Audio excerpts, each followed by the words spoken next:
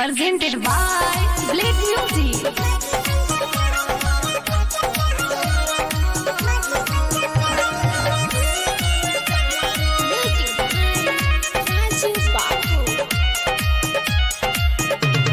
जाने मेरी जाने मन साथ निभाना रे, हाय हाय हाय। जाने मेरी जाने मन साथ निभाना रे, बचपन का प्यार मेरा भूल तो न जाना रे। एक साथ खाए थे स्कूल में जो खाना रे, बचपन का प्यार मेरा भूल तो न जाना रे।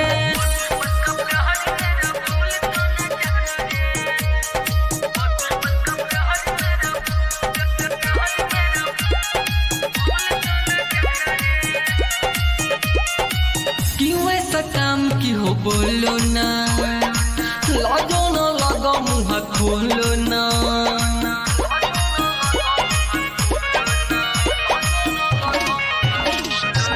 क्यों ऐसा काम की हो बोलो ना, लाजो ना लगा मुँह खोलो ना।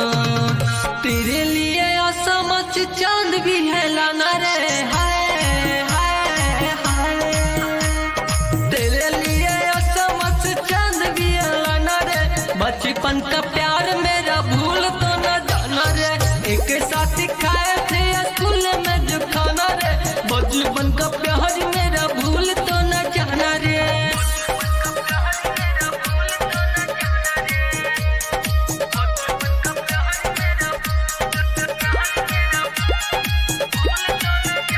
Presented by Blade Music. किन्हीं के दिया मुँह बाहली जो, गया चक्कर में तेरी जेल जो।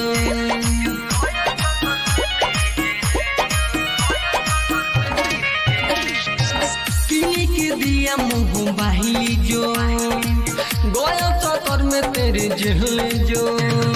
बिकी दे मारे जी को कबो न रुलाना रे, हाय हाय हाय। राइटर राजानीश जी को कबो न रुलाना रे, बचपन का प्यार मेरा भूल तो न जाना रे। एक साथ खाए थे स्कूल में जो खाना रे, बचपन का प्यार मेरा भूल तो न जाना रे। जाने मेरी जाने मन साथ निभाना रे, बचपन का प्यार मेरा भूल तो न जाना रे। एक साथ खाए थे स्कूल में जो खाना रे, बचपन का प्यार मेरा भूल तो न जाना रे।